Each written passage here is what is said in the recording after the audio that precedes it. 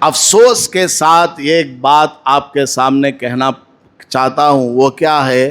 آج کل ہمارے اندر دین سیکھنے کا جذبہ نہیں، دین سیکھنے کا شوق نہیں۔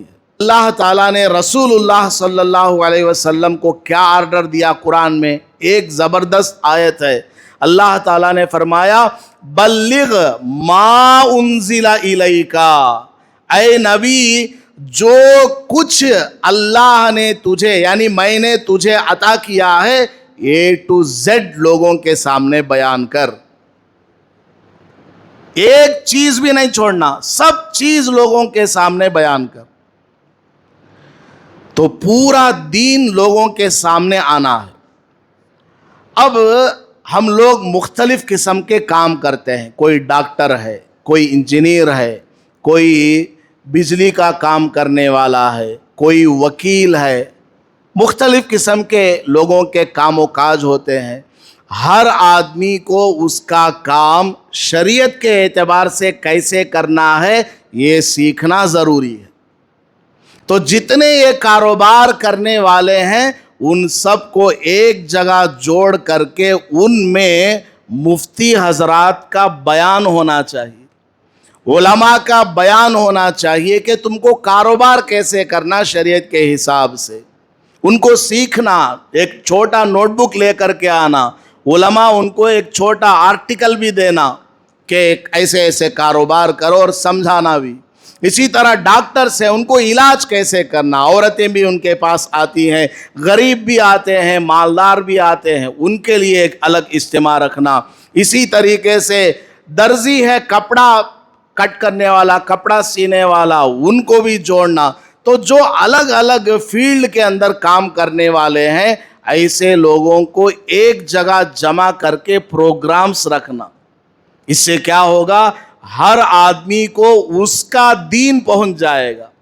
ٹیلر ہے، اس کے لیے دین کیا آرڈر کیا ہے، ڈاکٹر ہے اس کے لیے دین کا حکم کیا ہے، وکیل ہے اس کے لیے دین کا حکم کیا ہے، کوئی انجینئر ہے، راستہ بنانے والا ہے، اس کے لیے دین کا کیا حکم ہے۔ لیکن افسوس کی بات یہ ہے کہ ہمارے اندر اس طرح کا شوق نہیں ہے، کوئی اس طرح جمع نہیں ہوتے۔ اگر جمع کرنا بھی چاہیں لوگ جمع نہیں ہوتے۔ اگر جمع کرنے کے لیے کوئی آگے بھی بڑھے دوسرے لوگ اسے نکو انہیں چڑھتا ہے اوپر، انہیں بہت زیادہ آگے بڑھ رہا ہے، اسے آگے بڑھنے نہیں دینا، انہیں بس یہیں تک محدود رہنا، انہیں آگے نہیں جانا۔ اس طرح کا لوگوں کا خیال ہے۔ بہرحال امام مالک رحمت اللہ علیہ نے بادشاہ کو آرڈر دیا جتنے بھی لوگ بازاروں میں کاروبار کر رہے ہیں سب کو لے کر آؤ، سب کو جمع کرو، میں ان کے سامنے بیان کروں گا۔ سب کو لایا گیا۔ حضرت امام مالک رحمت اللہ علیہ نے سب کا انٹرویو لیا۔ بول فلاں قرض میں اگر کوئی آدمی سامان لے گا تو کیا کرے گا؟ اگر تجھ سے سامان ایک آدمی لے گیا واپس لا کر تجھے دے دیا تو کیا کرے گا؟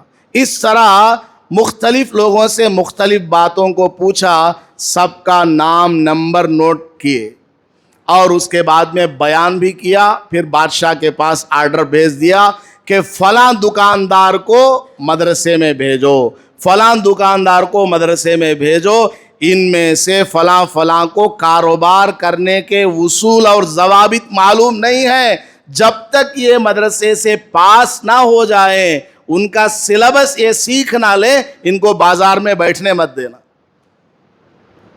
یہ ہے اسلام کا طریقہ۔ اسلامک کنٹریز میں ہم لوگ اور آپ لوگ کیا کر سکتے ہیں؟ پیار و محبت سے سمجھا سکتے ہیں کہ معاملات کا بہت بڑا شعبہ ہے اسلام کے اندر۔ نبی پاک صلی اللہ علیہ وسلم نے نماز جنازہ پڑھانے سے انکار کر دیا اس آدمی کا، اس صحابی کا جس کے اوپر کسی کا قرض تھا۔